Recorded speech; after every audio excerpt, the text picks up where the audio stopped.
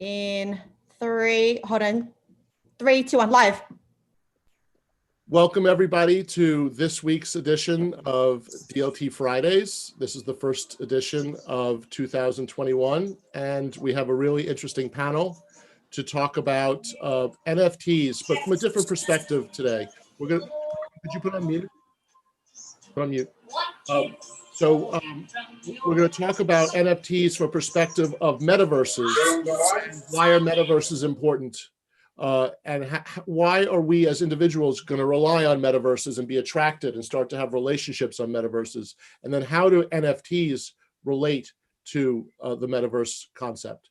So today we have the CEO of BlockParty, Vladislav Ginzburg. We have the CEO or COO, Dan? I always forget. COO. COO of VeVe and economies, a PALcapital portfolio company that we adore in the NFT space. We have Sebastien Borget, who's from the Sandbox, and before that from Pixel, another PALcapital client and portfolio member.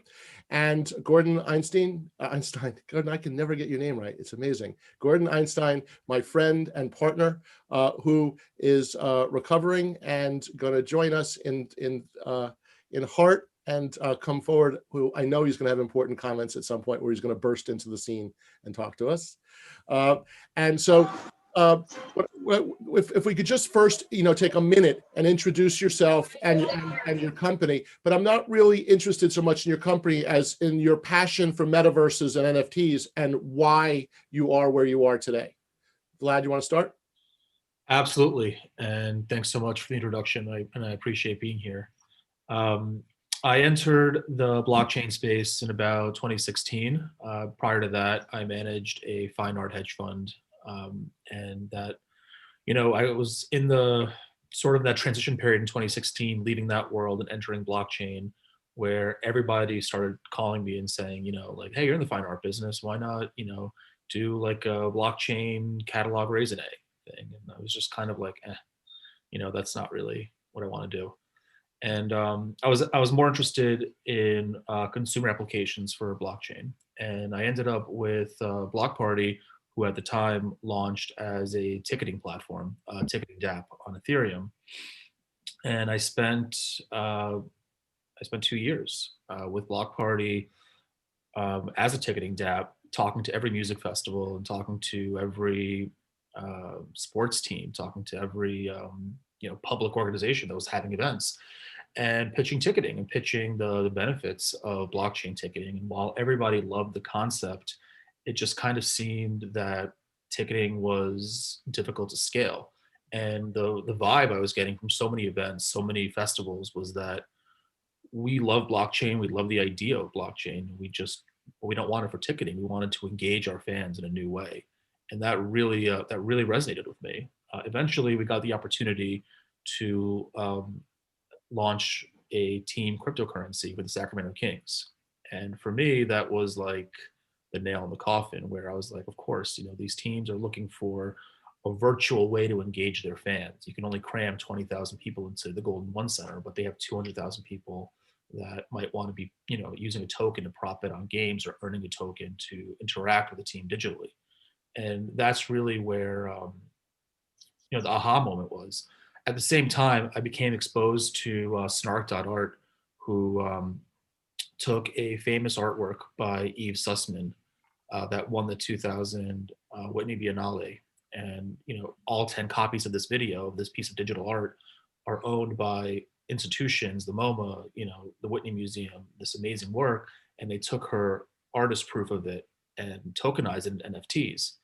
And all of that experience I had in the art world, I was like, that's it.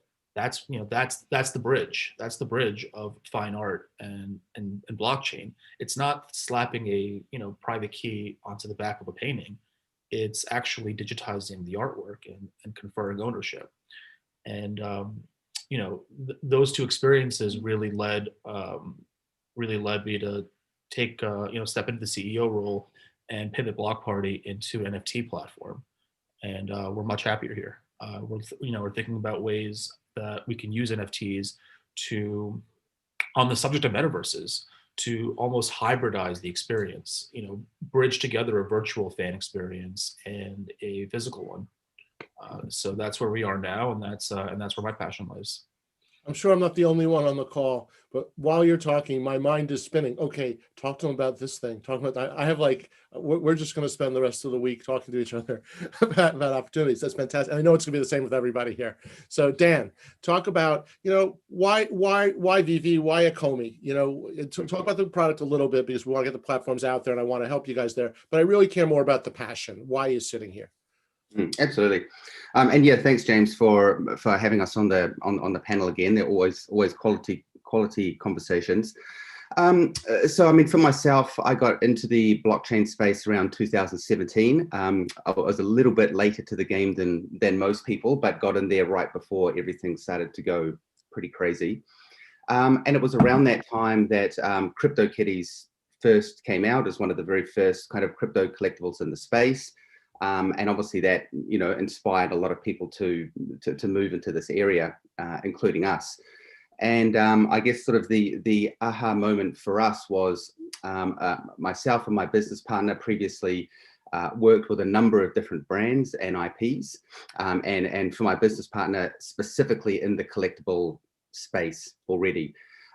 So the real concept behind what we were doing was to take this experience, this collectible experience from the physical world that fans already know and love, and is a $300 billion industry per annum, and really bring that experience, that physical experience of collecting, into the digital space. And obviously the key way for us to do that is through NFTs. So our approach is really focusing on the mass market and helping the mass market start collecting these digital assets and these digital items, and doing that through an app in a very user-friendly way, and having a lot of the blockchain and the crypto stuff in the background. It's always still there. Users are able to explore it the more they go into the app, but we wanted to make sure that it was a product available to the mass market. They can collect the brands and the products that they know and love, but in a really new and exciting way. So yeah, we really believe that NFTs in particular are going to be very disruptive in the collectible space. And when I say collectibles, I mean like, statues of Batman, or collecting your favorite NFL character. This already happens, as I say, multi-billion-dollar industry in the physical world. And we're very bullish on fans moving that experience into the digital space. And Sebastien, greetings. Hey James, it's good to see you once in a while. We follow each other for many years in the industry, the various industry we've been into. My name is Sebastien Borget. I'm the CEO and co-founder of the Sandbox, as well as the president of the Blockchain Game Alliance. My background, I've been in the gaming industry for close to 10 years now, initially working as well with brands, and essentially also games that turns players into creators, like really allow anyone to make any content they like and play with them. And very naturally, as we have launched our own IP Sandbox and it grew into a success, we also saw the limits of what it means, the creator economy, like how do creators can monetize and own their content, and what are the limits that apply on the various platforms like the mobile stores, etc., to this content. And when toward the end of 2017, we saw CryptoKitties appear, we immediately saw that the disruption of NFT and ownership of virtual cats could be much, much bigger than just virtual cats. It could be applied to any content that players could make themselves, so providing value, providing ownership to creators, enabling user-generated content to become an NFT, and that NFT with providing utility to those NFTs. So beyond collectible, really turning them into game items that can be upgraded, that can enable various gameplays, that can be avatars in virtual worlds. So bridging towards the concept of digital identity as your avatar, customization of your look and feel of your characters that could be played across various set of experience with those NFTs. And with the concept of lands, as we also expanded into a 3D virtual world, a 3D gaming virtual world with the new version of Sandbox, paving the way for this new paradigm shift of virtual real estate, where you could own a parcel of a virtual world forever, can be yours as an NFT, you can transfer it, and you can use the fact that it is an NFT to enable new business models, such as renting them, such as monetizing them through your games. I've been passionate about NFT for almost 3 years now. That's why also I decided to become, since close to a year now, the president of the Blockchain Game Alliance, which is an organization that regroups over 160 companies in the space, from gaming studios, chains and protocol, blockchain games, investors in the space, media, esports company, and many more. And exploring all the possibilities around NFT, because it really enables much more than what people think being a simple token on the blockchain. It can be a way to access services. It can be a way to, via DAOs and via DeFi, you can create really, really interesting experiments that put the users at the center. So that's essentially my relation to NFTs. I think I live, play, work, do almost everything by day with NFTs now. So, Gordon will tell you that I have to throw out my gratuitous Neil Stephenson references, early and often. The reason I got involved with crypto was because I thought that the world was going to evolve towards, a metaverse where we have avatars that are algorithmically driven, and controlled by AI that we employ to basically represent ourselves in a parallel universe, so that we can start to be in more than one place at one time and start to, follow our passions in different ways and have relationships without having to be present, and also step beyond the political and social boundaries that have been existing right now, the legal jurisdictions, that we can start to exist in a different way to form different relationships. So Vlad, why do people care? Like, from your perspective, what energy and emotion are you reaching into people to get them to participate with you in the space? Absolutely. It's a combination of the drive to collect, the drive, and that's a foundational one. Natural fandom, and that's, we're all fans of something, whatever it is. And then the third one is the drive to socially signal your fandom and to demonstrate your fandom. Mm-hmm. That's something that we've seen in our, we've been live since August, and we had the privilege of doing the first release of a DJ called Blau. Blau's a good friend of mine, as well as somebody that's advised BlockParty on ticketing for EDM, and we had a conversation about NFTs, in which I asked him, like, you spend, you're a musician, but you spend hours, days, weeks, months working on a visual element. Your tour has graphics, your event has like a visual aspect to it. You're an artist and you don't realize it. Your fans are art collectors. They don't realize it. And so we kept talking about it, and then we got to a point where he was like, well, I'm not touring this year or anytime soon, so let's explore this. And when you're a fan of something, whether it's a sports team, whether it's a musician, we like to show it off. We wear that on our sleeves. We talk about our favorite things ad nauseum. And so, in lieu of the ability to go and demonstrate those things in the physical world, we're able to give the creators something to create and share with their fans. But now that their fans can't see this creator live and they receive an NFT, they receive something that is, a creative product from their favorite artists. But there's also now a link, and this is where we really believe in the blockchain, and we believe in this NFT as a portal in which the fan is now connected to that artist, whether they're at a show or not.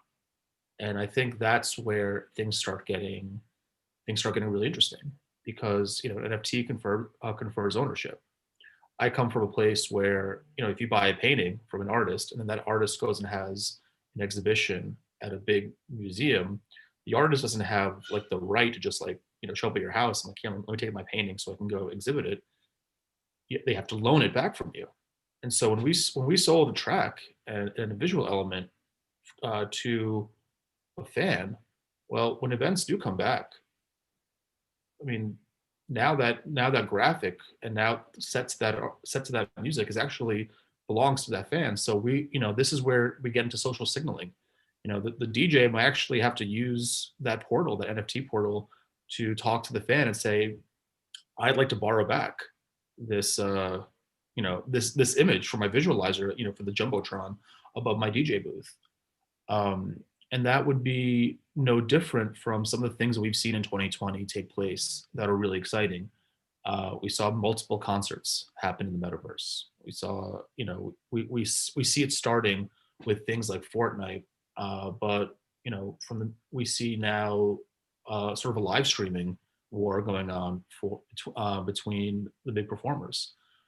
These are all we're very much trending towards two things, even in across a lot of entertainment, which is an increase in the visual experience of an event, as well as that event taking place virtually.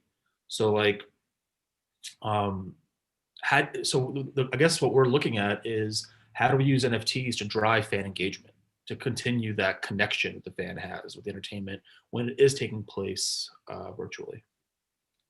Guys, talk to each other. Okay, it's the same question. Don't put me in the middle. Can relate a lot of the notion of fans beyond just like visual artists or music artists. I think it really extends to many other concepts. You can be a fan of just a crypto artist. You can be a fan of brands and that's something that we've been strongly touching about. You can be fans of influencers on YouTube. Now that's something that they create elements for their fans to engage with them and connect with them into virtual worlds like avatars, outfits, etc. About brands, we've partnered with, and I guess Dan with Economies as well. So on our side, we've been partnering with Atari, Care Bears, the Smurf, Roller Coaster Tycoon, and there's a long lineup of brands coming up this year. We've created NFTs with them, and that ownership of those NFTs as game characters enable the fans to create game experience, new adventures, new stories that they could never do before, make their own games with their favorite characters with our game maker in the virtual world. That's something really powerful that if I only as before, only when I was a kid and was playing with my Legos or my Playmobil, as figurines, I could do create my own stories with my favorite characters, but it was still just my imagination. Now I can publish a game experience anyone can enjoy, have the right to do that because I own the NFT from those brands and really have this strong engagement from the brand to engage with their fan by allowing that user-generated content and benefiting from it through the royalty system behind that blockchain allows for all the tracking. So enabling even better monetization for all parties involved. So that I think that really it's very central, like whether we call it's about fan or it's about community to some extent. Like I believe a fan, I don't know what's the exact definition of a fan, but I'd like to think that we are all community members more than we are just fans. Like it's not just top down, it's really like the both ways kind of relationship. There's a dependency and mutual engagement between the users. Yeah, I think the common thing that we all have here is that we're all working with fans, and I think what the opportunity that NFT offers here is for fans to really move into another entire medium, whether it's creating your own game with Sandbox, or whether it's owning some of your own art, or in our case, excuse me, owning the collectibles that you've always collected your whole life, but within the digital space now. And I think some of the things that Vlad touched on about fans and how what really what makes them tick is number one, bragging rights. You need to be able to show these things off. You get that number one, you get that Comic-Con exclusive or that game exclusive. It's very important to have that platform in the digital space to be able to show that off. And I think that's really where the metaverse has come in. As Sebastien mentioned, bringing people in from all around the world to connect and communicate in this one spot and make a community. And in our industry, we say we've got a bit of a saying that there's this sort of second secret. Like you might be chatting to someone, and then when you find out that hey, they play Magic the Gathering and you play Magic the Gathering, you immediately have that connection. And you resonate with that person. So yeah, I think the fan side of thing, bringing in brands that fans already know and love.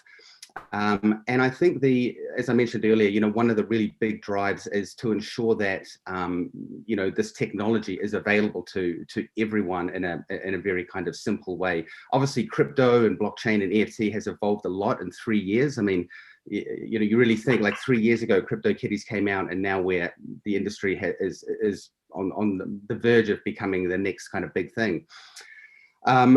So yeah, I really think the biggest opportunity here for fans is just new and exciting ways to collect, and even going beyond that. We live in a world now where our spaces are shrinking. We can't be together physically. There's environmental issues going on with production of product and toys.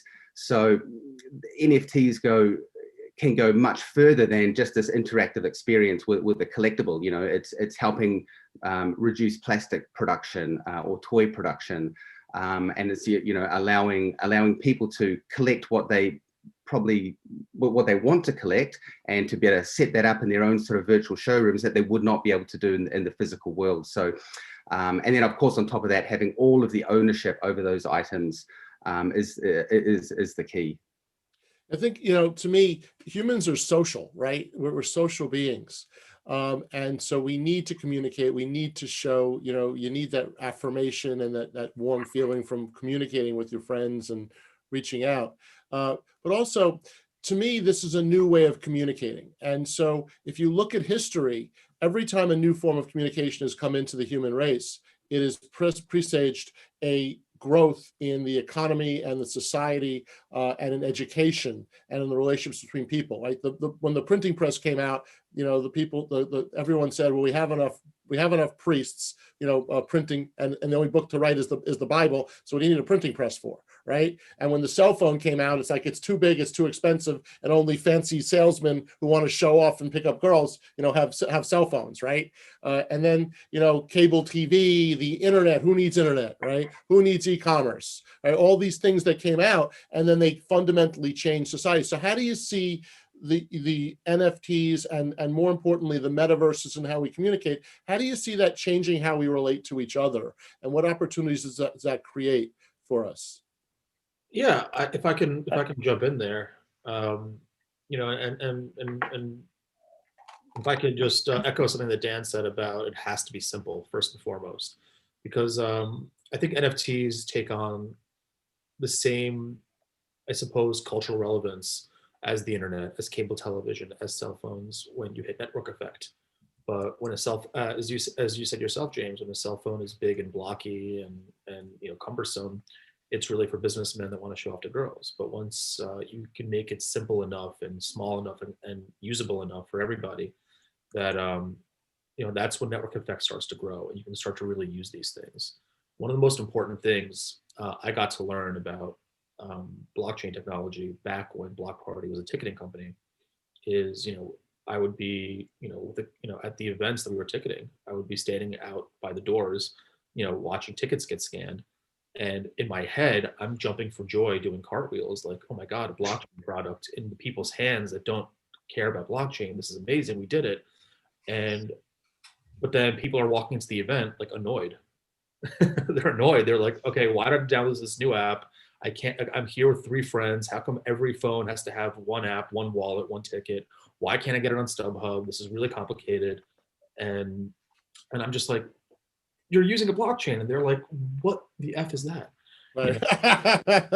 Yep. Like, I just like, get out of my way. I want to see the show. But I think that's core to success, Vlad, is that once, as long as, I've been in crypto and blockchain for the last 5 years, and I've been about how to take it and turn, I've been about digitization of information, how it changed our lives for the last 25 years. And I've learned that as long as you have to talk to me about the technology, it's not interesting, right? Exactly. When entrepreneurs come to me and they pitch their business to me and they explain to me the technology, I look at them like they're crazy, because the technology is binary. It either works or it doesn't. If it works, great, we can go on. If it doesn't work, who cares? But even if it works, it's still at the who cares level, because what powers these platforms is the people and the interactions. So you don't have to tell me your technology. If you gave me the technology and it was mice with notes in their mouth running around in a dark room, and you said, I just need to buy more mice, I would give you money for the mice if it was making money.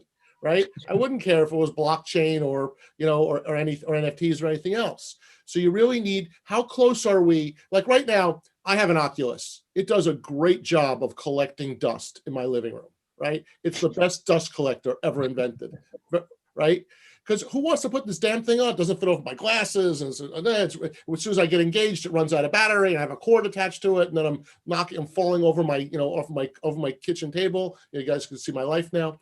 And so, how close are we to, an interactive experience where I no longer have to do that? I mean, Dan, you could talk about this, because there's some really cool things that happen inside of VeVe that, Yeah, absolutely. I think one of our sort of roadmaps is that we're seeing a lot of movement in the space of wearable devices.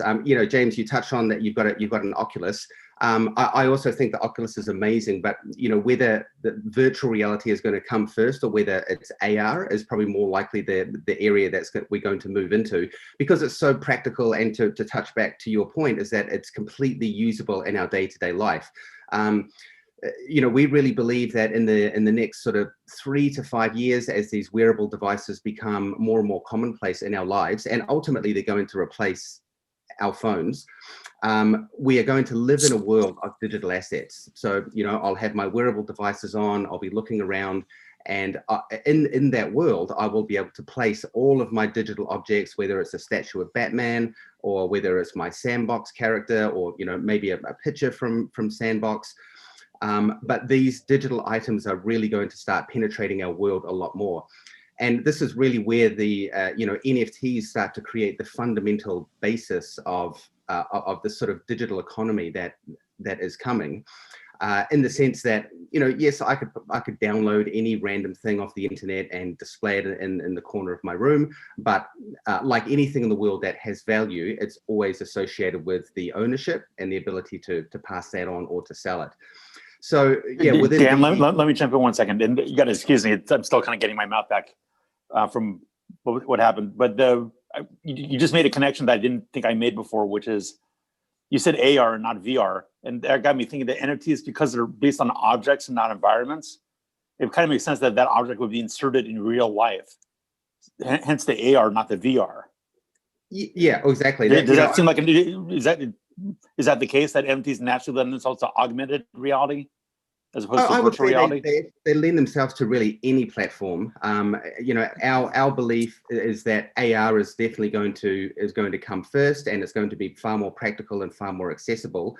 And that NFTs are going to allow us to own the items that we're then going to see in this digital world, where everyone's going to have basically a digital overlay. I'll have my email floating up there, all my Batman statues along there, my digital DeLorean over in the corner. And I'll obviously be able to share all of those items, with other people around me. Obviously, this is, we're talking sort of 3 to 5 years down the line when these devices come out.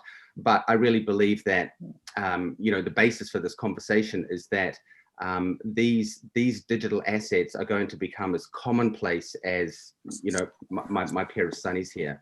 I guess the point I'm making is that the commonplace becomes much more neat when, to use your word, it's overlaid with reality, rather than it's just a cartoon that you're watching with your headset. Like it's the interaction between the real and the not real in the same screen or the same pane of glass that seems to add unique value, if I'm hearing you correctly.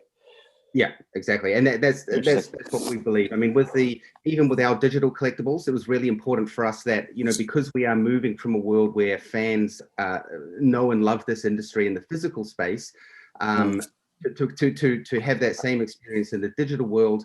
It was very important for us to ensure that your collectibles, your items, your showrooms could all be seen in the real world through AR.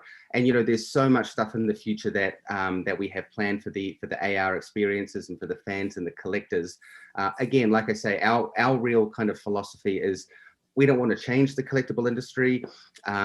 This collectible industries evolve all the time, and this literally is the new platform, the new medium. So yeah, it's going to be very, very exciting to see how things play out. Interesting.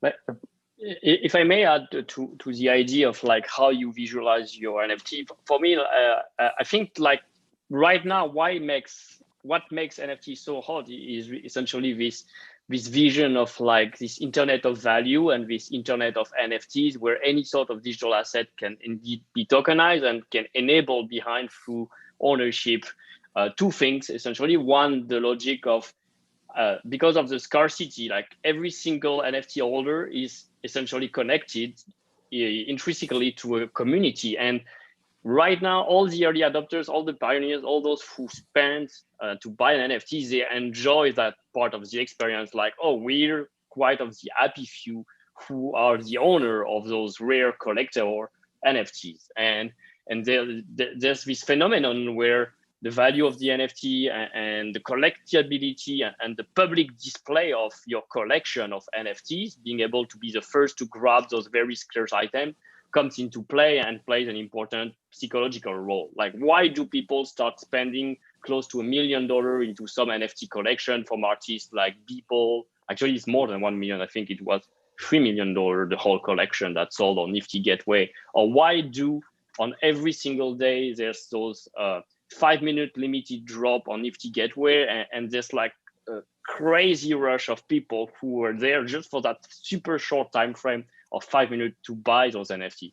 And we feel like it's really because you want to be part, you don't want to miss, you want to be part of that community. And there's more to it than just like visualizing, etc. And that more to it behind is what does it enable? What's the benefit for anyone to all those? Do they have to sit like the James Oculus in the dust or in the dark or your hard drive? Let me ask a question, because you're intuiting a question I had, and I love that you went there organically. But I want to say this before I forget it. This is a new area for me, but in my mind, I guess there's a division between NFTs that are digital representations of real life objects, like a digital Ferrari, and then there's maybe NFTs that are digital objects that couldn't possibly exist in real life, but only exist in digital, like some kind of new functionality. And I think you're kind of going there with what you're saying. This is a question for both of you. Do you distinguish between digitization of real life things and brand new objects in your creative process? Or are they kind of blended? Like, how do you wrestle with that? Well, I think there's we the older generation, we are more attached to the physical things, and hence it makes sense. Hey, who are you calling old, buddy? Well, I don't know, anyone older than the 30s who's been using to collect physical cards, books, whatever, wine, paintings, rare art, etc. Versus the new generation who's been growing for the last 10 years with free-to-play into buying virtual in-app purchase and was just so happy. Like just the App Store over the Christmas period sold for $1.8 billion of virtual items on free-to-play. And now what NFTs allows is like all that virtual item is no longer that virtual in a sense, like it doesn't belong to you, it actually does. And you can build collection of value of all those virtual items, whether they are a game item, whether they are concert tickets and a few other things. So that, I think it blends the line to me, like what kind of asset can be digitalized and as an NFT can be any sort of digital asset at the end of the day. No doubt, but is there a qualitative difference between digitizing a pre-existing real-world asset like a Ferrari and creating a brand new Pokemon creature? Is there something? I think we had a panel. Is there something different? I don't remember the name of the companies that tokenize NFTs, rare card collector cars, but that was a panel we were a few months before James. So maybe James, if you have in mind who that person, you can chime in here. I need help from Jane on that because I remember the company. It's companies from Germany or Switzerland, and they were tokenized Ferraris. Exactly. I'll get you the name. James, do you have any question? Maybe you have a thought. Yeah, I mean, for us, Go ahead. For our particular business, we're definitely more in the digital space. I mean, unfortunately, Batman doesn't actually exist in the real world. No. Wait a minute. What? Wait, Whoa. Sorry, he told me to keep his identity. Come over here and say that. So our product is very much in the virtual space. I mean, that's what we're dealing with. However, I guess we have been in discussion with some of our licensors about what we can do with the physical items that they have, whether they're being tokenized or whether we're bringing them into the virtual world as a tokenized version of the real object. So I really believe that NFTs, as Sebastien mentioned, they cover so much ground that they can really be applied to anything that can be tokenized in the physical world. Obviously can be tokenized with an NFT, and I think we're going to start to see so much more usage of this. We already are with sort of fractional housing, fractional art, and this really is just going to expand, and I think it's just going to be a blend. All of us here are starting in the digital space, and this whole area is going to move across both physical and digital industries. Yeah, and where I was going before. Oh, sorry. No, please go ahead, Sebastien.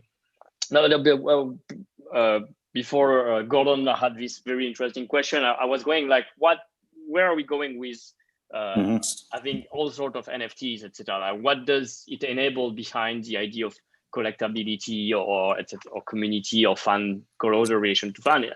I think there's an ultimate goal behind, and in gaming, it's very clear. It's a whole new business model called play to earn, where like you can use those NFTs, you can trade those NFTs with your user, and you can start earning cryptocurrency, earning other NFTs, and you turn that into resource, simply put like resource farming, things like we've been doing for a decade in video games, but making it no longer like a black market or gray market, really opening a whole digital economy base of virtual items that create new revenue, that create new jobs behind. And those jobs can happen in virtual world, can happen into digital fighting, pet games, can happen into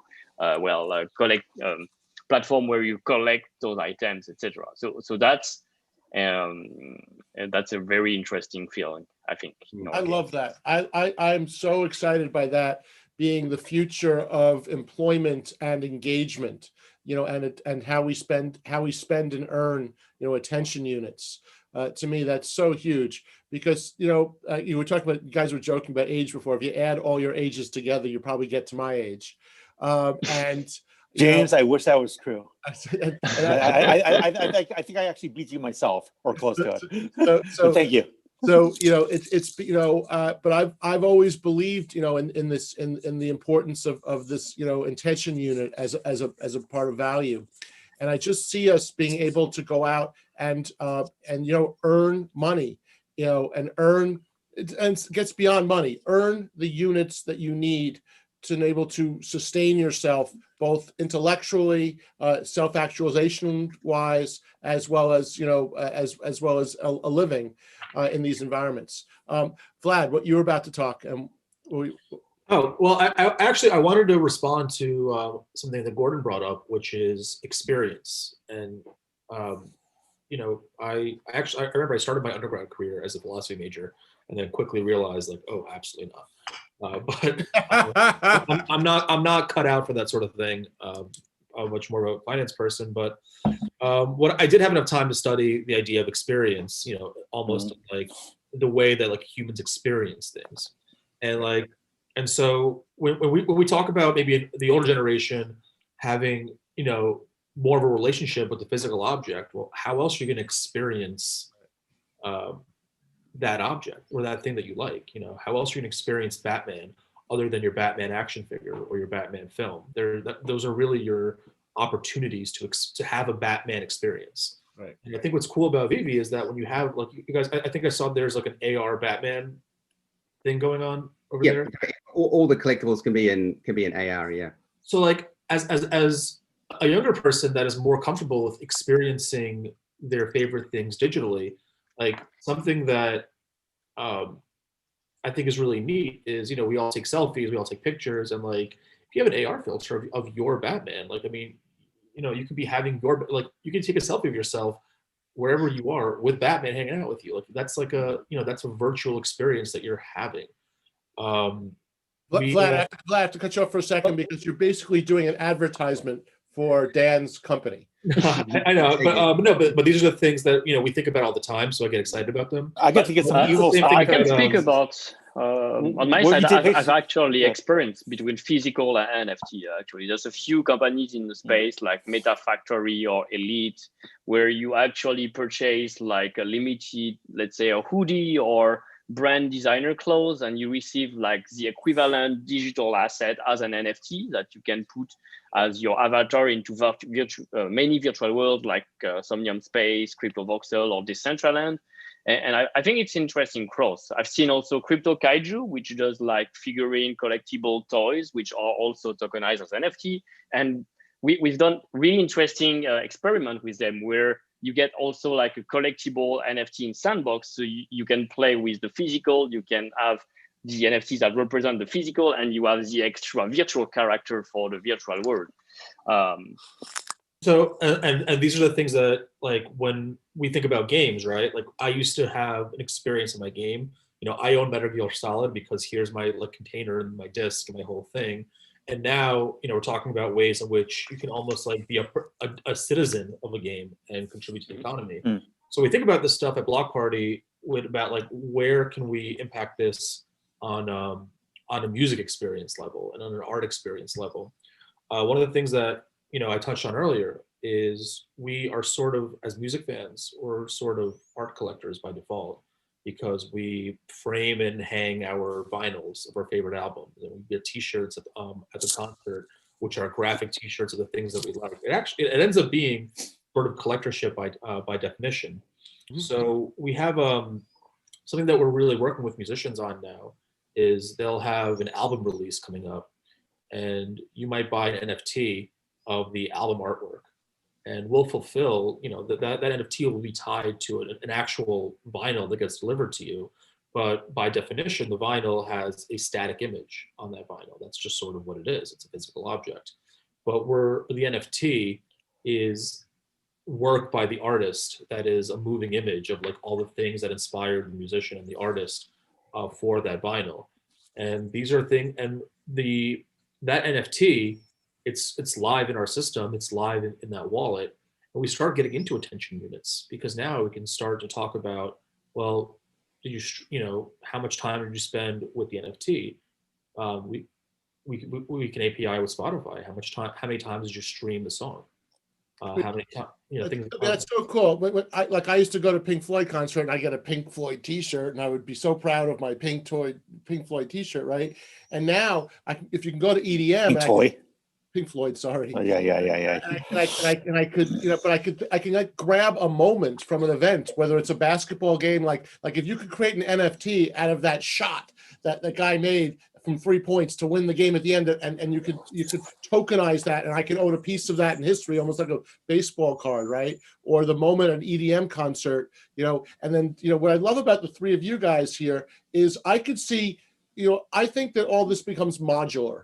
Right, and everyone focuses on what their core competency. And if you just look at who's on the phone here, on our call here, we have access in Vlad, we have the AR and the content in Dan, and we have the environment in Sebastien. Right, and you guys could actually be part of an economy that's the new economy of how we attract people's attention and their passion and their communication amongst each other in a world that you guys could create synthetically as a metaverse, if you know what I mean. And that's what's exciting to me about what's happening.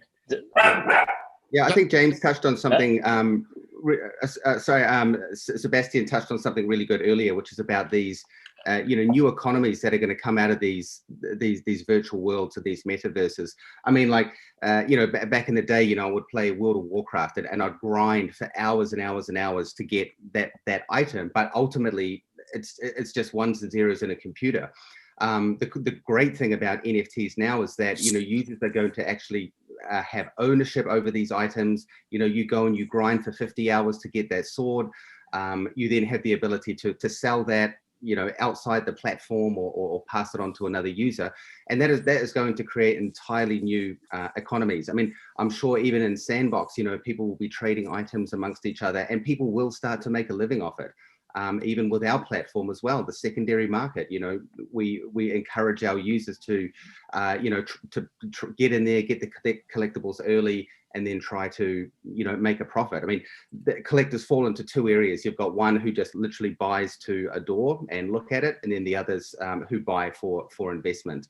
And again, NFTs touches on both these things.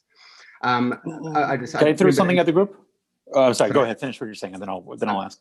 Go ahead. Yeah, I was just going to say, it was quite interesting over Christmas. Obviously, we all work in the digital space and in the virtual space. So every day, I'm looking at these collectibles and 3D items in AR. And I remember I was walking around one of the local toy shops here, looking for presents for my nephews. I came across some of the sort of the action figures, and my immediate thought was, wow, they're almost archaic. They're so old now. Sebastien, you mentioned that the virtual spending is $1.8 billion. People really are starting to understand now that these items can be owned and appreciated in exactly the same way that they would buy a real toy. But I really think that the future is that, even with our collectibles, we're moving more into the digital toy range. Where these items are all completely interactive. You might have a superhero that, rather than pose its arms in the physical world, you can do all of that in the digital world. Younger people are growing up in this digital space, and it just makes sense that they're going to continue to want more of these digital items moving forward. So I think that's going to be one of the bigger sort of social changes that we're going to see. Let me share an experience. Can I ask Yeah. a question?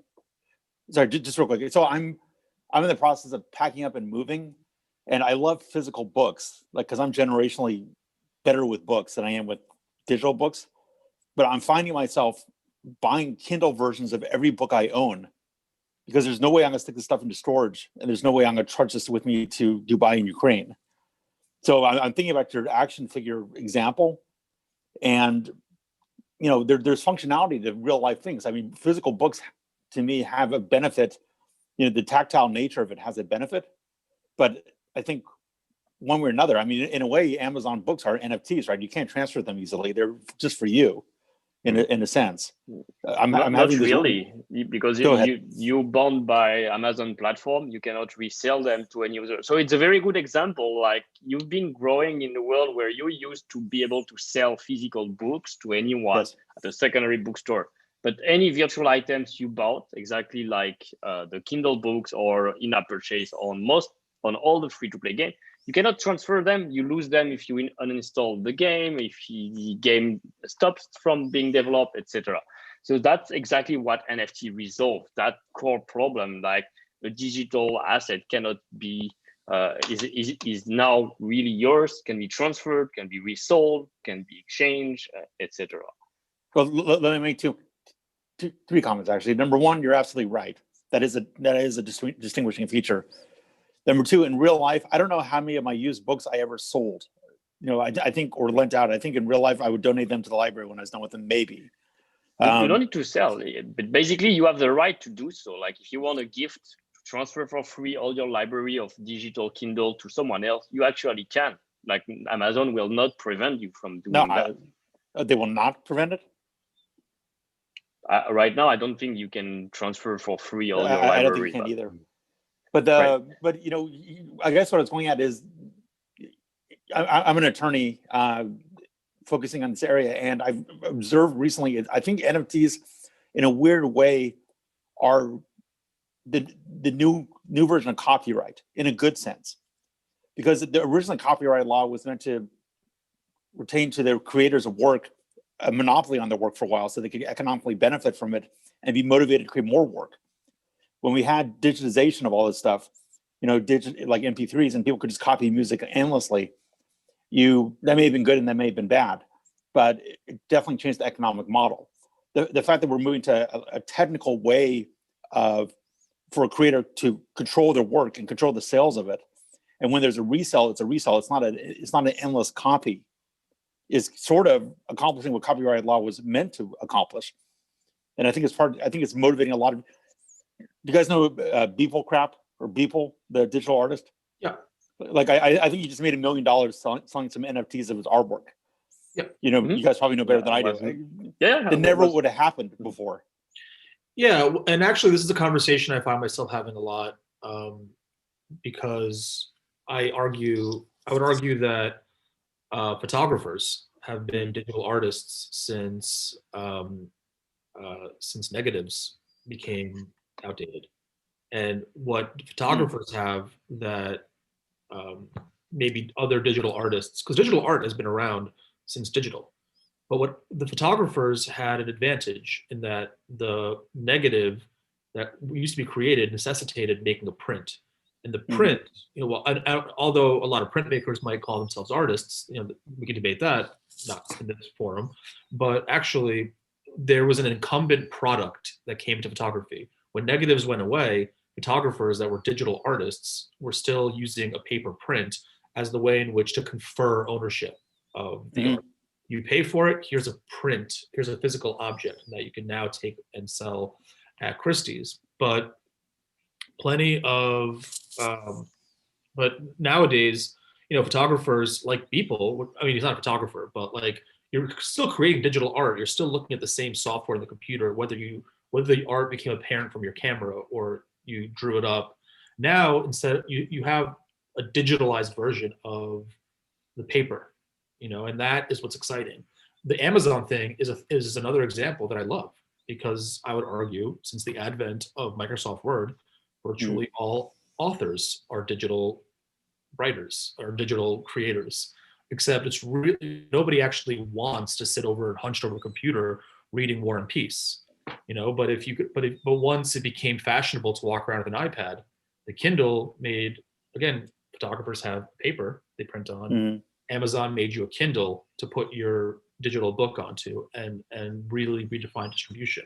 So I think that, Beeple Crap and Hood Ass and some of these like really cool artists, like we kind of like, they have massive Instagram followings.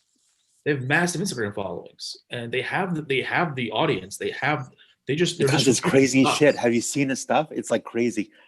It is, but like, it's something that the point is NFT carries their own distribution behind. So like the creator distribution, you can't monetize it, but now you can. Sorry, Sebastien. Yeah, exactly. That's I think like the good summary, and it's already happening now. I think maybe I don't know if we're nearing the conclusion of today's talk, but I want to say like it's not futuristic anymore what we are discussing. Like there's a lot of it that's already happening more right now. We're talking about people in Sandbox. We already have creators earning revenue from the games they create, and we do have the second layer of a platform monetization where we have people owning land that are paying other people to produce content for them. So there's an ecosystem and an economy in place within our virtual world and outside of, across several virtual worlds, actually starting to contribute to that far away vision of metaverse that Ready Player One has been drawing into the mainstream minds, and that's what makes it exciting even more in 2021 than it was last year. I'll throw in there. I think COVID is a big part of that. I think COVID, for better or for worse, has driven the future. Like it's the first time I felt in my lifetime that I'm actually in the future. Like 2021 is so dramatically different from 2020. If you look at cryptocurrency adoption, if you look at everything you're talking about, which is fantastic. I mean, with Zoom, the fact that we're doing this meeting like the way we're doing it. I mean, here I am on my iPhone about to get acupuncture, and I'm talking with you guys. We're kind of heading this direction anyway, but COVID just pressed the gas, in my opinion. James, I think you're about to say something. To that subject, I mean, that's exactly where I want to go, Sebastien, which is where are we now, right? And what's going to happen in the near term that's going to move this, that's going to move my experience. Let's talk about people. Let's talk about their experiences. Like, how's that going to change this year? Because we kind of live in a bubble, right? We do this stuff all day. So we're in crypto and we're in metaverses and we have our Oculus and all this other crap. But at the end of the day, that's not the common experience globally yet. So what can I do now? How comfortably can I exist? And what's going to happen that's going to make it more accessible and bring more people in so we get to real critical mass? Well, I can kick off on that one.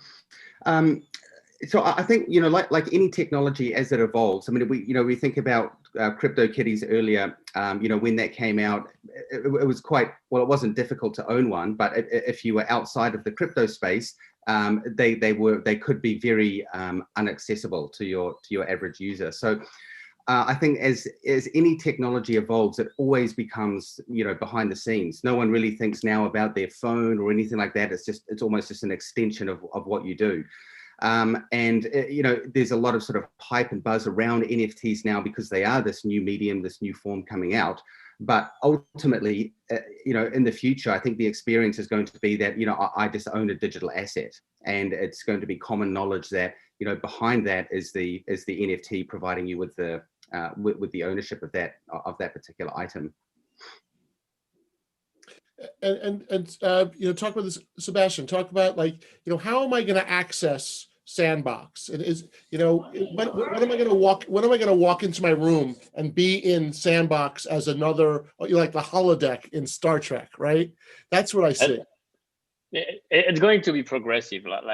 I'm quite attached to how do we bring the mainstream to this technology without necessarily all the complexity around it. Dan has a very interesting approach with the AR, which I think is really interesting. For us, the first approach has been it's still a PC game. There's about 2.5 billion people who are still playing games on their PC. And offering Sandbox as a PC and Mac game where you experience game making without any programming knowledge. So anyone can create their experience. We have an NFT maker, so anyone can make using voxel, some sort of 3D digital Legos, the simplest form of expression, just putting blocks together. We have a whole generation who played Minecraft and Roblox, who've been trained to it. I don't know if you follow the news about Roblox IPO, by the way. Let's not talk about that right now. And is it Warner Music who just invested 8 figures into, or so bridging to the music. Warner just investing 8 figures into Roblox. And so we have a whole generation who's been trained to build content with blocks, and now they have the possibility to make any blocks creation as an NFT with our tool, and can make games without any programming, and actually have many user story, real people story who were not programmer, not into IT, that made games and start earning revenue in Sandbox. And soon we'll have players participating in what we call seasons, so live ops events in traditional games, where at the end of the day, they pay nothing to enter, and they earn our Sand token and our NFTs and other valuable resources they can trade on Swap, DEX, etc. By playing. So it's really a new approach of all right, my playtime can actually be also productive and turn into a revenue that for me. So that's the approach. The second approach is bringing all those mainstream brands and having all the fans acquire new exclusive content as NFT. It's a way to bridge and to get more and more people. So right now, maybe I can talk about some of our metrics as we've been looking past 2020. We have close to 4,300 unique landowners, so people who own a single piece of virtual land in our virtual world. We have 200,000 people who own Sand token, so the currency of the platform that enables governance, that enable exchange of value, etc. So it's growing. We're already talking about 6 figures, and it's been accelerating. It's been just a year, and we've multiplied between 10 and 100 times those metrics. By now, the largest blockchain games, which is I think Axie Infinity, has now over 26,000 unique NFT holder, and close to I think they are around the 100,000 daily active users or weekly active users, which is still small for mobile free to play, but it's definitely a big progress versus even what CryptoKitties, with all the buzz that it made, was back in 2017. So we're getting there, and because of the quality of product like VeVe, Sandbox, BlockParty, and many others, we are really getting more and more real users behind that adopt that technology, and that's a collaborative effort. Like we don't know, we all contributing, and that's why I wanted to become the president of BGA, is to support that effort, because you have like hundreds of or thousands of teams around the world building their product, not necessarily collaborating to push that adoption, but it's happening. I'm just thinking about how great you guys are and how I could do this all day. But we got to close up soon. So, I'd like to give you guys the mic a little bit and just, talk about what is the message you'd like to get out? What's important about what you're doing in your company, and why should people pay attention? Why should people come to you? Vlad? Absolutely. Our goal for 2021 is to, we've built our prototype. It's had 3 months of drops and success and collectors, and we've, iterated. And our goal for 2021 is, okay, we're past that platform point. We are now obsessed with our customers, and that is bringing them the most possible value with NFTs. Our first customer is the enterprise. It's the client. It's the organization, person, whatever, that has a significant fan base and is looking for a digital way to engage their fan base even better. In that way, we're still in some ways operationally a ticketing company whose clients are events, enterprises, et cetera, that are selling a digital asset of access to their fans. And what we're doing now is, well, we're still going after those events, those big properties, and giving a digital asset to their fans, but it's no longer a ticket. It's a meaningful cultural object that ties them to their favorite events and that delivers the most possible value. The goal is to reward the fans for their time. The goal is to give their fans a hybrid digital physical experience with their favorite brands. And last but not least, the goal is, and I think everyone on this call would agree with this goal, and this is, I think, why we all do this, but we're all working in service of making NFTs ubiquitous, and a ubiquitous part of the experience. Whether you're a gamer, whether you're a collector, whether you're a fan, we're going to succeed if NFTs become so easy to use. The mission here is really similar to VeVe. We keep the blockchain tech in the background. We have a hybrid custodial, non-custodial system where all users enter BlockParty in our custodial system. But once, and I think, Dan, you put this very eloquently, once you start clicking around, once you start learning more about the whys, there's the door to a non-custodial sort of open system. All of this is in service to, if we believe, and I think we all do, that NFTs have the ability to deliver more value, to deliver more engagement digitally in a new digital world, then let's make it so ubiquitous that it's a part of everybody's life. Dan? So for us, it's really to continue being disruptive in the collectibles industry. As fans, if you love Star Trek or anything like that, you might have the game, the cup, the T-shirt, the poster. Now with NFTs, there's the option to own, the digital collectible version of these items. So, we really, like I said in the beginning, our goal, our mission is to really bring that whole physical world of collecting into the digital space, and that act alone allows people to take the experience so much further. Rather than just having my one single shelf with my few collectibles on it, I can have my own entire fully customizable virtual showroom, in a metaverse that I can completely customize add all my collectibles in there, invite all of my friends, invite other collectors to come in and have a look, and you know, show off what I've got. And yeah, really just provide a very new and exciting way to continue collecting in this kind of digital space. Cool, so cool. I love it. Seb? Well, I'd like to say like a big thanks to all the amazing community that's been supporting Sandbox for now over 3 years into building our vision. And well, we've made huge progress, big steps last year into establishing the grounds that will enable like 100% players and creators own economy, providing powerful tools to create NFT with Voxely, providing the no-code game maker, selling out in seconds to minutes all our digital lands that compose our virtual world. And the exciting thing essentially for this year for us is to demonstrate the power, the strength of play to earn for players. So how all these things we started to bring together with NFTs will enable the next level of engagement by playing with brands and by earning revenue with us NFTs. We have a question from one of our viewers. Vlad, you want to take a shot? Yeah, I'd love to, because this is like I promised you some softballs, right?